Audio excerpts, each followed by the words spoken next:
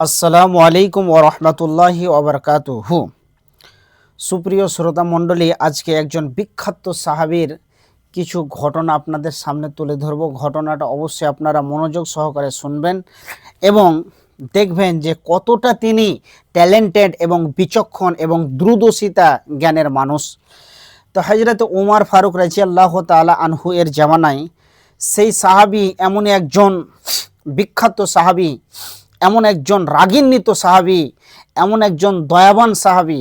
তা হযরত উমর ফারুক রাদিয়াল্লাহু তাআলা আনহু আরব কান্ট্রি মরুভূমি এলাকা, মরুভূমিতে গাছ হওয়াটা আশ্চর্যের ব্যাপার।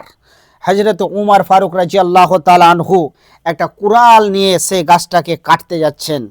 তো সাহাবা ইবনে মাজমাইন রাদিয়াল্লাহু তাআলা আনহুরা তিনারা হযরত উমর ফারুক রাদিয়াল্লাহু তাআলা আনহুকে ডাইরেক্ট মানা করার ক্ষমতা, সাহস তাদের ভিতরে কাজ করছে না।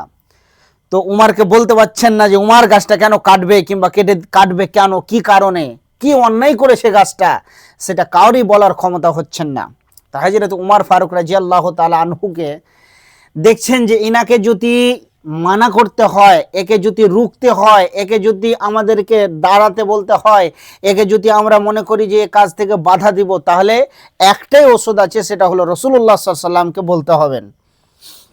এবার রাসূলুল্লাহ সাল্লাল্লাহু আলাইহি সাল্লামকে যখন সাহাবা ইবনে মাজমাইন রাদিয়াল্লাহু তাআলা আনহুরা বললেন যে ইয়া রাসূলুল্লাহ, মরুভূমিতে গাছ নাই, গাছ হওয়াটা একটা আশ্চর্যের ব্যাপার, আর আপনি যখন কোনো সফরে যেতেন তখন ওই সফর থেকে গাছের তলায় বসতেন, বিশ্রাম নিতেন, তখন আবার আপনি চলাফেরা করতেন, এরকম বলছেন সাহাবা ইবনে মাজমাইন রাদিয়াল্লাহু তাআলা আনহুরা।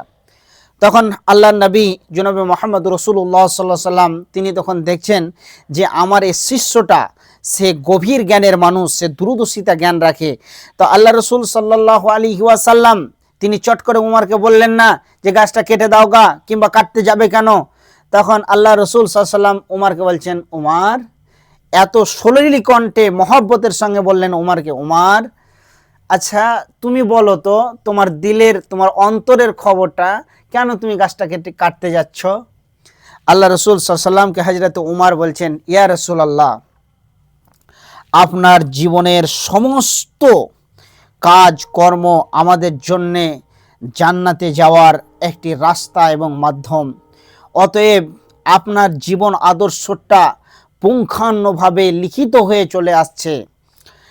ইয়া রাসূলুল্লাহ, পৃথিবীর বুক থেকে আপনি চলে যাবেন, আমি চলে যাব, তখন এই যে আপনার জীবনের আদর্শটা লিখিত আকারে চলে আসছে, তখন এক জামানায় এক শ্রেণীর লোক আসবে, আর আসার পরে তিনারা তখন সেই ইতিহাসগুলোকে পড়বেন, আর পড়ার পরে বলবেন আল্লাহ রসুল সাল্লাল্লাহু আলাইহি ওয়াসাল্লাম এই গাছের তলায় বসতো, এই গাছের তলায় বিশ্রাম নিত। তখন ওই জামানার লোকেরা কি মনে করবে যে আল্লাহর নবী জনাবে মুহাম্মদ রাসূলুল্লাহ সাল্লাল্লাহু আলাইহি ওয়াসাল্লাম নিশ্চয় এই গাছের তলাতে বসতেন, তার মানে কোনো একটা ব্যাপার আছে, নিশ্চয় এখানে কোনো কিছু আছে। তখন ওই জামানার লোকেরা তারা তখন কি করবে, আল্লাহর কাবাকে, আল্লাহর ঘর মসজিদে ঢুকে আল্লাহর কাছে চাওয়া বাদ দিয়ে তখন তারা এই গাছের ডালে এসে, গাছের শিকড়ে এসে লাল ফিতে বাঁধবে, আর তারা বলবে যে আমাদেরকে সুখ দাও, শান্তি দাও, আমাদেরকে সোজাভাবে চলার তৌফিক দান করো, আমাদেরকে অর্থ দাও, আমাদেরকে সম্পদ দাও, আমাদেরকে ছেলে দাও, আমাদেরকে মেয়ে দাও, যার যেটা মন চাইবে তখন ওই গাছে এসে টানা বাঁধবে, আর তখন তারা ওখান থেকে তারা সব কিছু চাইবে। অতএব খালিকের পূজা বাদ দিয়ে তখন মখলুকের পূজা শুরু হয়ে যাবে। অতএব এখান থেকে শিরিকের উৎপত্তি চালু হয়ে যাবে।